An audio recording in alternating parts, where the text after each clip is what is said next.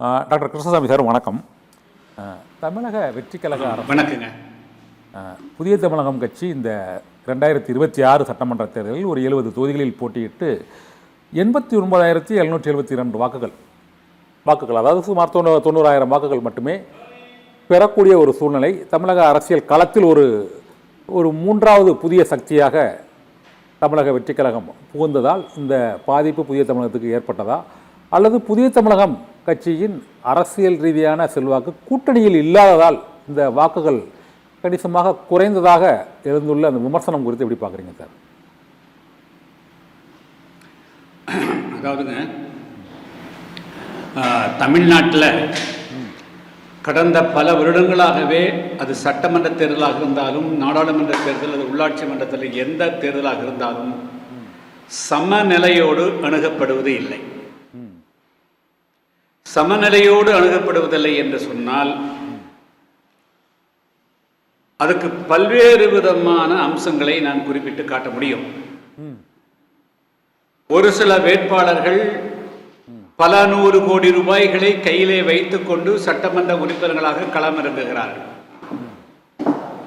சாதிய பலம், மத பலம், மொழி பலம், இனபலம் என பல்வேறு விதமான அம்சங்களை கணக்கிலே வைத்துக் கொண்டு அது பின்பலமாக வைத்துக் கொண்டு களத்திலே இறங்குகிறார்கள். அதுவே ஜனநாயக வரம்புக்கு மீறியது ஆகும். இதை நாங்கள் பல வருடங்களாக முதல்ல சட்டமன்ற நாடாளுமன்ற தேர்தலில் வாக்காளர்களுக்கு வாக்காளர்களை தேடி பிடித்து பணம் பட்டுவாடா செய்யக்கூடியது, பரிசு பொருள் அளிக்கக்கூடிய இந்த சமநிலையற்ற நிலை ஒழிக்கப்பட வேண்டும் என்பது புதிய தமிழகம் கட்சியினுடைய தொடர்ந்த நிலைப்பாடு. இன்னும் சொல்ல போனால் ஏறக்குறைய ஒரு 20 வருடங்களுக்கு முன்பு சாத்தான்குளம் சட்டமன்ற இடைத்தேர்தல் நடைபெற்றது. அப்பொழுது அன்று ஆட்சியில் இருந்தது அதிமுக. அவர்கள் இடைத்தேர்தலை வெற்றி பெற வேண்டும் என்பதற்காக இலவசமாக சேலைகள் வழங்கினார்கள், பரிசு பொருட்களை வழங்கினார்கள். நானும் காங்கிரஸ் கட்சியினுடைய தலைவர் இளங்கோவன் உட்பட பல பேர் காங்கிரஸ் கட்சி தான் வேட்பாளரை நிறுத்தி இருந்தாங்க. அப்போ போகிற போது அவர் சொன்னார், பணத்தை வாங்கி கொண்டு ஓட்டு போடுங்கள் என்று சொன்னார். நான் அதே மீட்டிங்கில் இருந்தேன். எந்த காரணத்தை கொண்டும் பரிசு பொருளோ பணங்களை பெற்றுக்கொள்ளக்கூடாதுன்னு சொன்னது மட்டுமல்ல, பல கிராமங்களில் புதிய தமிழக மக்கள், தேவேந்திர மக்கள் வாழக்கூடிய கிராமங்களுக்கு நேரடியாக சென்று கொடுக்கப்பட்ட இலவச வேட்டி சேலைகளை கூட எரித்து எங்களுடைய எதிர்ப்பை பதிவு செய்திருக்கிறோம். ஆனால் தமிழ்நாட்டில் கடந்த ஒரு 4-5 தேர்தலில் பணபலமே மிகப்பெரிய அளவுக்கு ஆதிக்கம் செலுத்துகிறது. அதற்கு பிறகு விளம்பரம் ஆதிக்கம் செலுத்தியது சார். இந்த தேர்தலில் தமிழக வெற்றி கழகம் பணம் கொடுக்காமல் நாங்கள் வெற்றி பெற்றிருக்கோம். சொல்லி முடிச்சிடறேன்.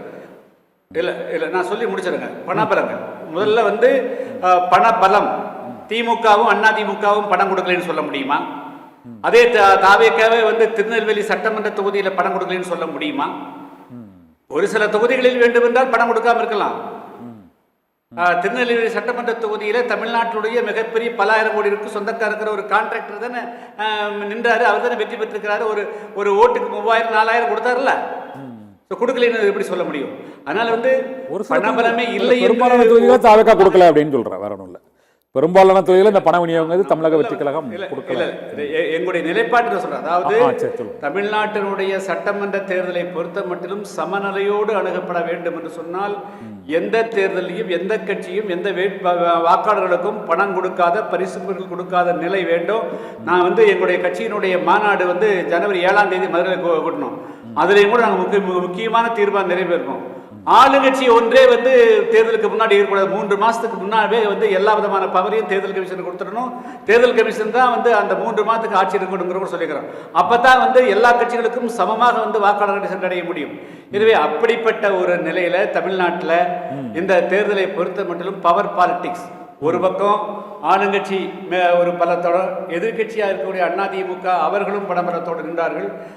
தமிழ்நாடு வெற்றி கழகம் அவங்களும் அவங்க திரை பலம், அவங்களுக்கு திரை மாயை, அவர்களும் பல்லாக 1 கோடி ரூபாயை லாட்டரி பணம் கிடைத்த பணத்தை வைத்துக்கொண்டு இளைஞர்களை மூளை செலவு செய்யக்கூடிய வகையில் சமூக வலைத்தளம் மூலமாக அவங்க இன்ஃப்ளூயன்ஸ் பண்ணாங்க. ஒன்று படம் கொடுத்து இன்ஃப்ளூயன்ஸ் பண்ணுறதும் முறைகேடு தான், சமூக வலைத்தளங்கள் மூலமாக மூளை செலவு பண்ணுறதும் இன்ஃப்ளூயன்ஸ் தான். ஆனால் நேர்மையாக மக்களிடத்தில் நாங்கள் என்ன செய்தோம், என்ன செய்வோம் என்பதை மட்டுமே சொல்லி வாக்காளர்களை அணுகினோம். அதுதான் இந்த தேர்தலில் நடந்தது. எங்களை பொறுத்த மட்டிலும் நாங்கள் நேர்மையாக நாங்கள் கடந்த காலங்களில் செய்த சேவைகளை சொல்லி ஓட்டு கேட்டோம். புதிய தமிழகம் எதற்காக வெற்றி பெற வேண்டும் என்று சொல்லி கேட்டோம். ஆனால் மக்கள் பணபலத்துக்கு அல்லது விளம்பரத்துக்கு அல்லது கவர்ச்சிக்கு ஏதாவது ஒரு ஆளாகக்கூடிய வகையில் தமிழ்நாடு அரசியல் ஆக்கப்பட்டிருக்கிறது, சமபலமற்றம் இருக்கிறது. அதன் காரணமாக எங்களால் கணிசமான வாக்குகளை பெற முடியாமல் போயிருக்கலாம், வெற்றியை போயிருக்கலாம். தவிர வேட்பாளர்கள் 3 மாத காலம் தேர்தலில் கடத்தல் நின்றதே மிகப்பெரிய விஷயம். இன்று வரையிலும் கட்சியில உறுதியாக நிற்கிறாங்க, கொள்கையை பேசுறாங்க, மக்களுக்கு செய்த நன்மைகள் எடுத்து சொல்ல முடிகிறது. இதுதான் புதிய தமிழக கட்சியினுடைய மிகப்பெரிய பலம். ஓகே, இப்போ 1996 சுயேட்சையா என்று டாக்டர் கிருஷ்ணசாமி வெற்றி பெறுகிறார். அதன் பின்னர் 2011 ஆண்டும் அதே போல அதிகமான வாக்குகள் பெற்று வெற்றி பெறுகிறார். அதன் பின்னர் குறைந்த வாக்குகள் வித்தியாசத்தில் 2 முறை வெற்றி வாய்ப்பை டாக்டர் கிருஷ்ணசாமி இழக்கிறார். ஆனால் 2016க்கு பிறகு பெரிய அளவில் வாக்குகளை அந்த ஓட்டப்பிடாரம் தொகுதியில் பெற முடியாமல் போவதற்கு என்ன காரணம்? இனிமேலும் திமுக, அதிமுக அல்லது தாவேகா கூட்டணி இல்லாமல் புதிய தமிழகத்தால் ஓட்டப்பிடாரம் தொகுதியில் வெற்றி பெற முடியுமா? இல்லை, அதாவது இப்பொழுது இது கூட்டணியினுடைய காலகட்டங்க. தனிச்சு எந்த கட்சியும் போட்டியிட்டு வெற்றி பெறுவது மிகவும் கடினமான செயல். தாவேகா வெற்றி பெற்றிருக்க ஓட்டப்பிடாரத்தை வெற்றி பெற்றிருக்கு. தமிழ்நாட்டில் 108 இடத்துல தமிழ்நாட்டில் 108 இடங்கள் வெற்றி பெற்றிருக்காங்க. ஓட்டப்பிடாரத்தில் மட்டுமல்ல 108 இடத்துல வெற்றி பெற்றிருக்கிறாங்க. பொதுவாக அவர்களுக்கு இருந்த கவர்ச்சியில் கொடுக்கப்பட்ட விளம்பரங்கள் இல்லை. அதாவது ஒரு 20 ஆண்டு காலம் சினிமா வெளிச்சம் பெற்ற ஒருவர் ஒரு பிரச்சாரத்துக்கு கிளம்புற போது வீட்டிலிருந்து கிளம்புனா வீட்டில் கிளம்பிட்டாரு, கார் ஏறிட்டாரு, கார் நகர்ந்துருச்சு, கார் போய் கொண்டிருக்கிறது, கார் இங்கே பறந்து கொண்டிருக்கிறது, இங்கே மேடைக்கு வந்து விட்டார், மேடையில் ஏறுகிறார், மேடையில் பேசுகிறார், மேடையிலிருந்து இறங்கி விட்டார், வீட்டுக்கு புறப்பட்டு விட்டார் என்று கொடுக்கக்கூடிய விளம்பரம். எத்தனை ஊடகங்கள் கடந்த 2 வருஷமாக விஜய்க்கு அப்படி ஒரு ஊடகம் ஒரு பிம்பத்தை கட்டி அமைச்சிங்க. நாங்கெல்லாம் 30 வருஷமா எத்தனை அடி உதை அவமானம் பட்டிருக்கிறோம். ஒரு நாள் எங்களுடைய எந்த செயலுக்காவது எந்த ஊடகங்களாவது எங்களுக்கு வெளிச்சம் கொடுத்திருக்குதா? டாக்டர் கிருஷ்ணசாமியோட மாஞ்சோலை போராட்டமாக இருக்கட்டும், அது கொடியங்குளம் போராட்டமாக இருக்கட்டும், அனைத்து போராட்டங்களுமே ஊடகங்கள் கண்டதேவி போராட்டமாக இருக்கட்டும், அனைத்து முக்கியத்துவம் கொடுத்து போராட்டம் நடத்தினா ஆர்ப்பாட்டம் நடத்தினா அடி வாங்கினா உதவாங்கன்னா வழக்கு வந்தா போடுவீங்க. ஆனால் அதனுடைய உண்மை நாங்க எதுக்காக போடுறோங்கிற நியாயமே, நாங்க போராடுற நியாயமே கூட மக்களுக்கு தெரிஞ்சிருக்காது. ஆயிரக்கணக்கான போராட்டம் நடத்துகிற கண்டதேவி போராட்டத்தை இன்னைக்கு வெளியில் சொல்றீங்களா? அதாவது கொடியங்குளத்துக்காக எதுக்காக போராடுறது யாருக்காக தெரியுமா? தமிழ்நாட்டில் 8 டம்ளர் ஒழிப்பதற்கு நாங்க போராடுறது தெரியுமா? அதே போல ஆயிரக்கணக்கான இளைஞர்களுக்கு வேலை வாய்ப்பு உருவாக்கக்கூடிய டாக்டர் கிருஷ்ணசாமி சார், இதெல்லாம் ஊடகங்கள் வெளிக்கொண்டு வந்ததா இல்லையா? அதே போல புதிதாக அரசியல் கட்சி ஒரு நடிகர் தொடங்கும்போது அதையும் நான் சொல்லது விஜய் என்ற ஒரு தனிநபருக்கு கொடுத்த விளம்பரத்தை, அவரை கட்டியமைத்த பிம்பத்தை எங்களுக்கு அந்த மாதிரி வாழ்க்கையில கடந்த 30 வருஷம் ஒரு நாள் எங்களை போன்ற டாக்டர் கிருஷ்ணசாமி எல்லாம் இது போன்ற பல அரசியல் கட்சி தலைவர்களுக்கு ஒரு நாள் கொடுத்தது உண்டா? ஏன் முன்னாள் இருந்த ஸ்டாலின் கூட நீங்க இப்படி கொடுத்துக்கிறீங்களா? எடப்பாடி பழனிசாமி இப்படி கொடுத்துக்கிறீங்களா? வேற யாராவது எந்த ஒரு கட்சிக்கு தலைவராக கொடுத்துக்கிறீங்களா? நடிகர்கள் என்று கொடுக்குறீங்க, எல்லா விட ஓடி ஓடி கொடுக்குறீங்க. அது மாதிரி எங்களுடைய நாங்க எத்தனை மாநாடு நடத்துறோம், நூற்றுக்கணக்கான மாநாடு நடத்துறோம்.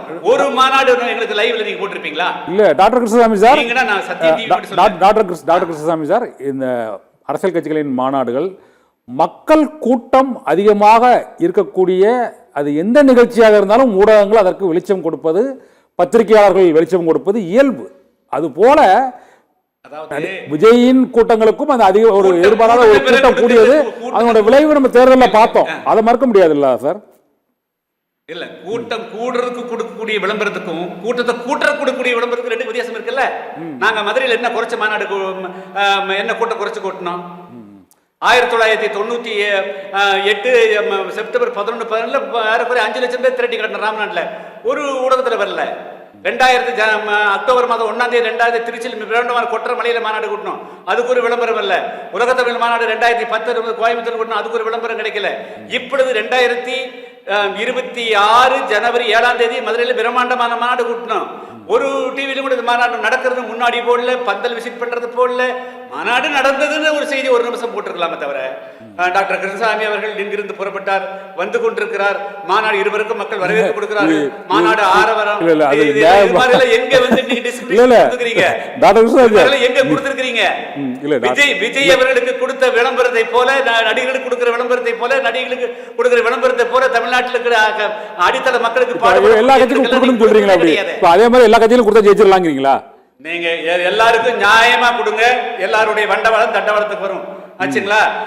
நீங்க வந்து ஒரு ஃபார்முலாக்கு வாங்க, எல்லா மீடியாவும் ஒரே மாதிரியே தான் கொடுக்கிறது. வேண்டாம், முதலமைச்சராக்கக்கூடியவர்களுக்கு ஒரு நிமிஷம் சேர்த்து கொடுங்க. தமிழ்நாட்டுடைய அரசியல் தலைவருடைய கணக்கு என்னன்னு அப்புறம் அது ஊடகங்கள் வந்து அவங்களுக்கு தகுந்த அந்த கூட்டங்களுக்கு அந்த நிகழ்ச்சிக்கான முக்கியத்துவத்தை கொடுக்குறாங்க. அது தொடர்பாக விமர்சனத்தை ஏற்றுக்கிறோம், இல்லைன்னு சொல்லலை. ஆனால் நான் என்ன சொல்றது, இந்த கூட்டணி மூலமாக தான் வெற்றி பெற்றுகிறார்கள் என்று ஒரு கருத்து சொன்னீங்களா? அதனால இந்த 108 இடங்களையும் கூட்டணி இல்லாம தான் வெற்றி பெற்று புதிய அரசு அமைஞ்சிருக்கு.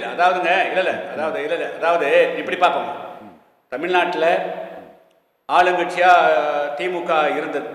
சரி, அவரோடு வந்து காங்கிரஸ் கட்சி, அதே போல 2 கம்யூனிஸ்டுகள், முஸ்லீம் லீக், விடுதலை சிறுத்தைகள் உட்பட அது போக வந்து 24 கட்சி பேர் கூட்டணி சேர்த்தாங்க. சரி, அதே போல வந்து அதிமுக பிஜேபியோட கூட்டணி அமைச்சது, மற்ற பல பேரெல்லாம் வந்து கூட்டணிக்கு அமமுக வந்தது, அதே போல பல கட்சிகள்லாம் வந்தாங்க. இப்ப நாங்க வந்து அந்த மாதிரி கூட்டணி அமைப்பதற்கு உண்டான எங்களுக்கு கொள்கையில முரண்பாடுகள், அவங்களுடைய அணுகுமுறையில் முரண்பாடு வந்தோம், நாங்க தனிச்சு போயிட்டோம். மக்களுக்கு எப்படி வருது இன்னும் சொல்ல போனா, இந்த தேர்தலில் எங்களுக்கு கிடைத்த மிக முக்கியமா உங்களுடைய பாயிண்ட் என்ன, ஏன் ஓட்டப்படாரத்துல வெற்றி பெறல, குறைஞ்சபட்சம் அதிகமான வாக்கள் வித்தியாசம் என்ன? நாங்கள் எடுத்த நிலைப்பாடு, இந்த முறை புதிய தமிழகத்தை வந்து புதுவெளியில் இப்போ நீங்கள் சொன்ன மாதிரி 85,000 ஓட்டு 35,000 ஓட்டுன்னு சுட்டி காட்டிய எடப்பாடி பழனிசாமிக்கு அதிமுகவுக்கு ஒரு பாடம் புகட்ட வேண்டும் என்று நாங்கள் முடிவெடுத்தோம். மக்கள் வந்து இந்த முறை திமுகவை ஏற்கனவே தோற்கடிக்க வேண்டும் என்பது ஒரு நிலைப்பாடு. என்ன ஆளுங்கட்சியாக இருந்தாங்க, பல காரணங்கள். ரெண்டாவது, நம்மளை வந்து பொதுவெளியில் அவமானப்படுத்தினார் எடப்பாடி பழனிசாமி என்று தெரிந்த பிறகு அதிமுக, அதாவது திமுகவும் தோக்கணும் அதிமுகவும் தோக்கணுங்கிறதுக்காக பல நேரங்களில் மக்கள் வந்து இன்னைக்கு இருக்கக்கூடிய கொஞ்சம் பெரிய வாரியா போயிட்டாங்க சொல்ல முடியாது, ஒரு 5-10% பேர் வந்து தாவகாவுக்கு ஓட்டு போட்டிருக்கலாம். ஆனால் வடக்கு மாவட்டமான ஒட்டு மொத்தமாக 40%, 5% போடுறவங்கெல்லாம் தென்தமிழத்தில் தேவேந்திர வேடர்கள் அரசியல் படுத்தப்படாமல் இல்லை. அவர்கள் வந்து வலுவான அரசியல் வந்து அடித்தளத்தை நாங்கள் வந்து 30 வருஷமா கட்டி வச்சுக்கிறோம். சரியான கூட்டணி அமைகிற போது தமிழ்நாட்டினுடைய தென்தமிழகத்தினுடைய அரசியல் களம் நிச்சயமாக மாற்றி காட்டுவோம். ஓகே டாக்டர் கிருஷ்ணசாமி சார், இப்பொழுது தமிழக வெற்றி கழக அரசை மட்டும், அது இந்த கரூரில் உயிரிழந்தவர்களுக்கு அரசு வேலையாகட்டும், அல்லது குதிரை பேரம் நடத்துவதாக ஆளுநரிடம் புகார் அளித்ததாகட்டும், அல்லது பல்வேறு பிரச்சனைகளிலும் இவ்வளவு தீவிரமாக தமிழக வெற்றி கழக அரசை புதிய தமிழகம் எதிர்ப்பதற்கும் விமர்சிப்பதற்கும் என்ன காரணம்? புதிய தமிழக வாக்குகள் எதுவும் தாவே அந்த ஏரியாவில் பெரிய அளவில் அபகரிச்சு தான் நினைக்கிறீங்களா தென் மாவட்டங்களில்? இல்லை, அந்த மாதிரி வந்து நான் வந்து அதை அப்படி அரசியல் கண்ணோட்டத்தோட பார்க்கல. சரி, அரசு இயந்திரம் வந்து சரியா செயல்படல. முதலமைச்சர் வந்து டிரான்ஸ்பரண்டா வெளிப்படைத்தன்மையோட இல்ல. அரசு நிர்வாகத்தை பற்றி புரிந்து கொள்வதற்கு அவர் முயற்சி செய்யல. தன்னோடு வந்து சமூக வலைத்தளத்தில் கொஞ்ச காலம் பயணித்தவர்களை மட்டும் அருகாமையில் வைத்துக் கொண்டு இந்த ஆட்சியை நடத்தலாம் நினைக்கிறாரு. அதனுடைய விளைவாக வந்து அரசு இயந்திரம் ஸ்தம்பித்து போய் கிடக்குது. மக்கள் எந்த விதமான நடைமுறை அரசு செய்ய வேண்டிய எந்த விதமான வேலையுமே நடக்கல. அதனால் அந்த அரசு இயந்திரத்தை விமர்சனம் செய்ய வேண்டிய நிலைமைக்கு இருக்கிறோம். தாவக அரசாங்கம் செயலற்று கிடக்குது. முதலமைச்சர் கம்யூனிகேட் பண்ண மாட்டேங்கிறாரு. அவருடைய தொலைநோக்கு பார்வை என்ன, மக்களுக்கு என்ன செய்ய வந்தாரு, ஏன் செய்ய முடியல, செய்யாம இருக்கிறதுக்கு காரணம் என்ன? ஒரு வேற யாரையுமே, அதாவது தன்னுடைய ஆட்சிக்கு பங்கு வந்துடும், தன்னுடைய ஆட்சி கவிழ்ந்து போயிடும், அல்லது ஆட்சி அமைக்க முடியாம போயிடும், வெரி மைனாரிட்டியா இருக்கிறோம் தெரிஞ்ச உடனே ஒரு டைரக்ஷன் வந்தோடனே, எங்கிருந்து வந்து சரியா வந்தோடனே நீங்க வந்து ஒவ்வொரு கட்சி தலைவரா வீடு வீடா போய் பாக்குறீங்களே, ஏன் நீங்க வந்து ஒரு ஊடக நண்பர்களை எல்லாம் பார்த்து நான் ஆட்சி அமைச்சிருக்கிறேன், மக்களோட சப்போர்ட்டோட வந்துக்கிறேன், நீங்களும் ஆதரவு கொடுக்கணும், நான் இந்த மாதிரி அரசு வந்து இப்போ வந்து இருக்கிறேன், நான் இப்போ வந்து ஆய்வு பண்ணிட்டேன், இந்த மாதிரி நடவடிக்கை எடுக்க போறேன், ஊழல் நடவடிக்கை எடுக்க போறேன், கனிவள கொலை நிறுத்த போறேன், தமிழ்நாட்டில் ஊழலே இருக்காது, இனிமேல் வந்து அரசு ஊழல் அரசாக நீ ஊழல் லஞ்சம் கேட்டா விஜய் கூப்பிடுங்கிறாரு. யார் எங்கெல்லாம் விஜய் கூப்பிட முடியும்? நீங்க எந்த இடத்துக்கு விஜய் போவீங்க? அரசு வந்து கீழே தலையாரிலிருந்து தலைமைச் செயலாளர் வரலும் ஊழல் செய்தால் இந்த அரசு சும்மா விடாதுன்னு சொல்வதற்கு பதிலாக நீங்க வந்து ஆபத்து வந்தனா இயேசு கூப்பிடு, சிவனை கூப்பிடு, முருகனை கூப்பிடு, அல்லாஹ் கூப்பிடுற மாதிரி வந்து விஜயை கூப்பிட சொல்றீங்களா? அது எந்த விதம் சரியா இருக்க முடியும்? நீங்க எதுக்கு அப்புறம் அரசு உட்கார்ந்துக்கிறீங்க? எனவே இந்த அரசு நீங்க நிர்வாகம் செய்யக்கூடிய முறை சரியில்லை. உங்களுக்கு வந்து நீங்க வந்து கம்யூனிகேட் பண்ண மாட்டேங்கிறீங்க. நீங்க எதுக்காக ஆட்சிக்கு வந்தீங்க அப்படிங்கிறது மக்களிடத்தில் வெளிப்படுத்த மாட்டேங்கிறீங்க. நூற்றுக்கணக்கான ஆயிரக்கணக்கான பிரச்சனைகளுக்கு இதே வந்து நான் மாஞ்சோலி தைரிய தொழிலாளர்களுடைய பிரச்சனை உங்களுக்கு தெரியும். நாங்க வந்து கடந்த 30 ஆண்டு காலமா போராடிட்டு இருக்கிறோம். இப்ப கடந்த ஆட்சிக்கு வந்து 6வது நாள் ஒரு வாரத்துக்குள்ளேயே வந்து அது நீதிமன்றத்தில் வழக்கு இருக்கிற போது உடனடியாக ஒரு சிறப்பு வழக்கறிஞர் நியமிங்கன்னு சொல்லிட்டு ஒரு லெட்டர் எழுதணும். அதுக்கு பிறகு கிடையாது. அடுத்தது இப்போ அந்த தொழிலாளர்களை வந்து 19ஆம் தேதிக்கு பிறகு போக்குவரத்து நிறுத்தப்பட்டு அந்த மக்கள் வந்து வனத்துக்குள்ளேயே வந்து எந்த போக்குவரத்து விஷயம் இல்லாமல் மிகப்பெரிய பாதிப்புக்கு ஆளாகக்கூடிய சூழ்நிலை இருக்குது. வனத்து நிலத்தை எல்லாம் வந்து பிபிடிசி நிர்வாகம் வனத்துறையில ஒப்படைச்சிட்டாங்க. ஸோ அந்த மக்களுக்கு வந்து வாழ்வாதாரத்துக்கு வந்து அங்கேயே ஏதாவது ஏற்பாடு செய்யணும். சரி, வந்து ஒரு வாய்ப்பு வந்து கொடுங்க கட்சியில் சார்பாக யாராவது ரெப்ரசென்ட் பண்ணா அது பேச மாட்டேங்கிறீங்க. நடிகர்கள் பார்க்குறாங்க, டைரக்டர் பார்க்குறாங்க, மியூசிக் டைரக்டர் பார்க்குறாங்க. ஆனால் மக்களுடைய பிரச்சனையை சொல்லக்கூடியவர்களை வந்து நீங்க அணுக மாட்டேங்கிறீங்க, விட மாட்டேங்கிறீங்க, யாரையும் சந்திக்கல. அதே சமயத்தில் நீங்க வந்து வேற உங்களுடைய ஆட்சியை தக்க வைத்துக் கொள்வதற்காக நீங்க வந்து மற்ற கட்சியிலிருந்து ஆடு எடுக்கிற வேலையை அதை செய்யறீங்க. மேடை போட்டு வந்து எதிர்கட்சிகளை நீங்க வசைப்படுறீங்க. ஆனால் செய்ய வேண்டியது நீங்க செய்ய மறுக்கிற போது உங்க அரசை செயல்பட வைக்க வேண்டும் என்பதற்காகவும் நீங்க என்னெல்லாம் வாக்குறுதி கொடுத்து ஆட்சிக்கு வந்தீங்களோ, நாங்க வந்து தூய ஆட்சின்னா என்னன்னு நீங்க முதல்ல சொல்லணும். அதை விளக்க வேண்டிய பொறுப்பு இருக்கிறீங்க. அதை விளக்காமே நாங்க எப்படி தூய ஆட்சி? டாக்டர் அவர் என்ன சொல்றாரு, தமிழ்நாட்டில் நாங்கள் லஞ்சம் ஊழலை ஒழிச்சு விட்டோம், ஜாதி மதத்தை ஒழித்து விட்டோம் பேசுறீங்க. பப்ளிக் மீட்டிங் போட்டாலும் அவங்களையே பேசுறீங்க, பாட்டு பாடுறீங்க, ஆட்டம் ஆடுறீங்க. இதுக்காகவா மக்கள் வந்து உங்களை தேர்ந்தெடுத்தாங்க? ஆனால் நல்ல ஒரு முதலமைச்சராக, நாணயமான ஒரு முதலமைச்சராக, நேர்மையான முதலமைச்சராக, வெளிப்படையான முதலமைச்சராக, கள்ளங்கபடமற்றவராக, உங்ககிட்ட பக்கத்தில் இருக்கக்கூடிய சுற்றி இருக்கக்கூடியவங்க யாரும் ஊழல், நீங்க வந்து ஒரு தூய ஆட்சி ஊழல் ஆட்சின்னு சொல்ற போது உங்களை சுற்றி இருக்கக்கூடியவர்களும் ஊழலுக்கு அப்பாற்பட்டவர்களாக இருக்கணும். கூட இருக்கக்கூடியவர்களும் பல்லாயிரம் கோடி ரூபாய் லாட்டரியில ஊழல் செஞ்சவங்க அந்த குடும்பத்தை சேர்ந்தவங்களை பக்கத்தில் வச்சுக்கிறீங்க. ஊழல் செஞ்சு பிற கட்சிகளை வழக்குகளை சம்பாதித்துக் கொண்டிருக்கக்கூடிய அவர்களை நீங்க எடுக்கிறீங்க. அப்ப நான் உங்களை விமர்சிக்காம என்ன செய்யறது? அப்ப வந்து உங்களுடைய ஆட்சியினுடைய செயல்பாடுகளை நீங்க ஆரம்பத்திலேயே தவறா செய்யறீங்க. இது எங்கேயோ நீங்க வண்டி ஸ்டார்ட் பண்ணோடனே லெப்ட்ல எண்டுக்கு போகுது, இந்த டிச்சுக்கு போகுது, இங்கிருந்து ரைட்டுக்கு வந்தா ரைட்டுக்குள்ள போலி மாறுமாக்குது. நீங்க ஆரம்பமே இந்த ஆட்சி தடுமாற்றத்தோடு இருக்குது. அதை சரி செய்யலாங்கிற நல்ல நோக்கத்தோடு தான் நான் விமர்சனம் பண்றேன். இப்போ டாக்டர் உங்ககிட்ட ஒரு முக்கியமான ஒரு கேள்வி, தமிழகம் முழுவதும் ஜாதி மத வேறுபாடுகளை ஒழித்து வேட்பாளர்களை நிறுத்தி இருக்கிறோம், பண விநியோகத்தை தடுத்து நிறுத்தி இருக்கிறோம், அதற்கு பிறகு ஊழல் லஞ்சத்தை ஒழிப்பதற்கான நடவடிக்கையில் ஊழல் லஞ்சம் யாராவது கேட்டால் எனது பெயரை, முதலமைச்சர் பெயரை கூறுங்கள் என்ற ஒரு அழைப்பை விடுத்திருக்கிறார். இது வந்து படிப்படியாக தானே குறையும், ஒரே நாளில் அதற்கான தொடக்கம் வந்து இதற்கு முந்தைய முதல்வர்கள் செய்யாதது இந்த மூன்றையும் அவர் ஒவ்வொரு பொதுமடையிலையும் சொல்றாரு. அது என்ன பலன் அளிக்காம போயிரும் நினைக்கிறீங்களா? இல்லை, அதாவதுங்க, நாங்கள் வந்து இன்னும் சொல்ல போனால் தமிழ்நாட்டில் ஊழலற்ற ஒரு அரசாங்கம் அமைய வேண்டும் என்பது மனதார விரும்புவது நாங்கள். அந்த அடிப்படையில் தான் திமுக, அதிமுக தொடர்ந்து குறிப்பாக கடந்த 10 ஆண்டு காலத்தில் வந்து அதிகமான ஊழல் இந்த ஆட்சியில் மலிந்து விட்டது. எனவே அரசியல் மாற்றம் வேண்டும் என்று முழு மனசோடு விரும்புகிறோம். அதே போல தமிழ்நாட்டுடைய பல அவலங்களுக்கும் மூல காரணம் வந்து தமிழ்நாட்டுக்கு கூடிய மது கொள்கை, இன்னும் சொல்ல போனால் டாஸ்மாக். எனவே தமிழ்நாட்டில் வந்து அது குழந்தைகள் மீதான பாலியல் வன்கொடுமையாக இருந்தாலும், பெண்கள் மீதான பாலியல் வன்கொடுமையாக இருந்தாலும், பெரும்பாலான கொலைகளாக இருந்தாலும், அல்லது கொள்ளையாக இருந்தாலும், அல்லது வேறு எந்த விதமான சட்டவிரோத செயல்களாக இருந்தாலும் அதுக்கு மூல காரணமாக அடிப்படையாக இருக்கக்கூடியது வந்து மதுதான். அது மிக முக்கியமான காரணமாக இருக்குது. அந்த மதுவை குடித்த பிறகுதான் போதைப் பொருளுக்கும் இலக்காகிறான். கஞ்சா யூஸ் பண்ணுறதோ, அபினி யூஸ் பண்ணுறதோ, பிற பொருள் யூஸ் பண்ணுறதும் கூட மதுவுக்கு பிறகுதான் எல்லாமே நடக்குது. சாதிய கொடைகள் கூட வந்து இந்த மது அருந்திய பிறகுதான் அந்த நிலைக்கு போறாங்க. இல்லை என்று சொன்னால் பேசாம கூட கடந்து போயிடுவாங்க. ஸோ எல்லாவற்றுக்கும் இது மூல காரணமாக இருக்கக்கூடியது இந்த மது.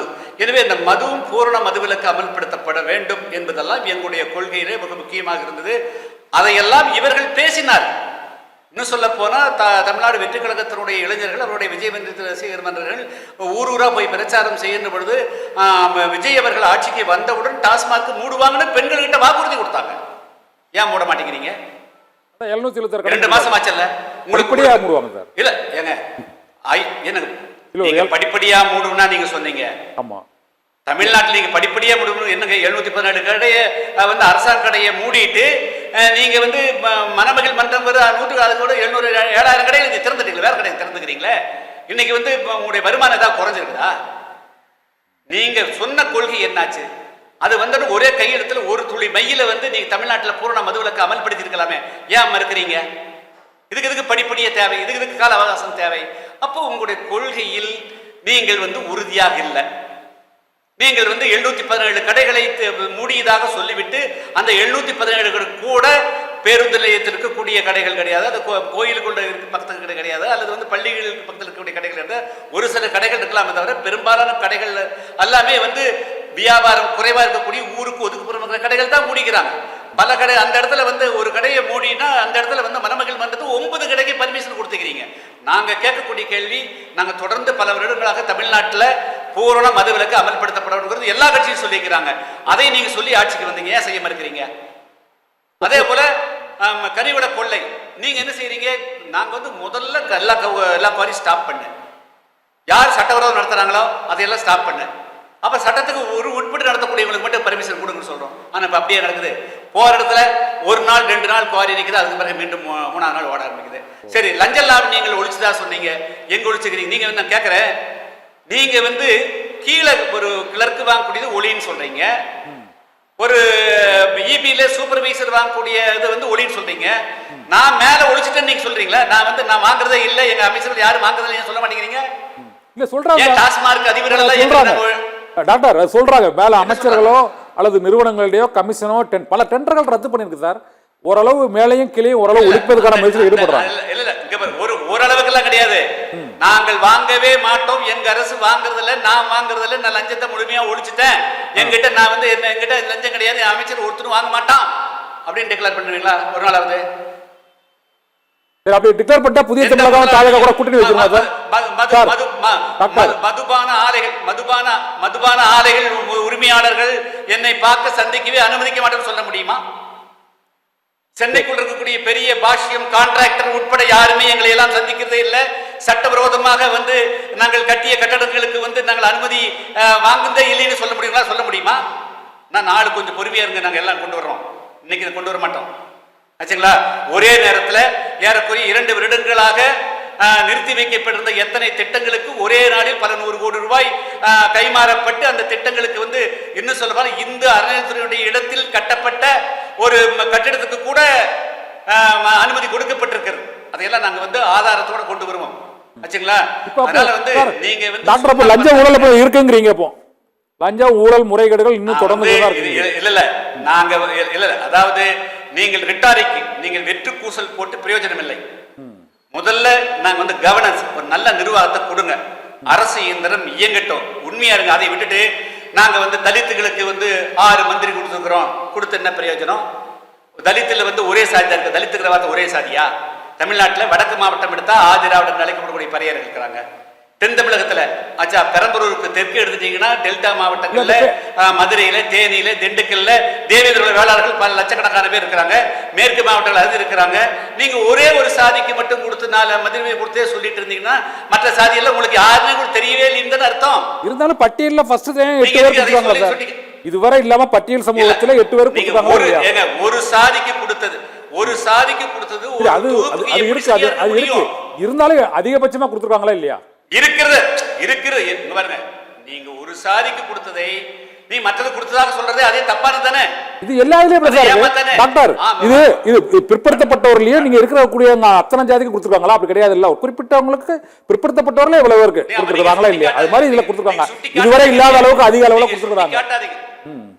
நீங்க ஒரு சாதிக்கு கொடுத்திருக்கக்கூடியதை ஒட்டுமொத்தமாக ஒடுக்கப்பட்ட மக்களோ பட்டியல் பிரிவு இருக்கக்கூடிய அனைவருக்கும் கொடுத்ததாக சுட்டிக்காட்டி பெருமை சொல்லாதீங்க, ஏமாத்தாதீங்க.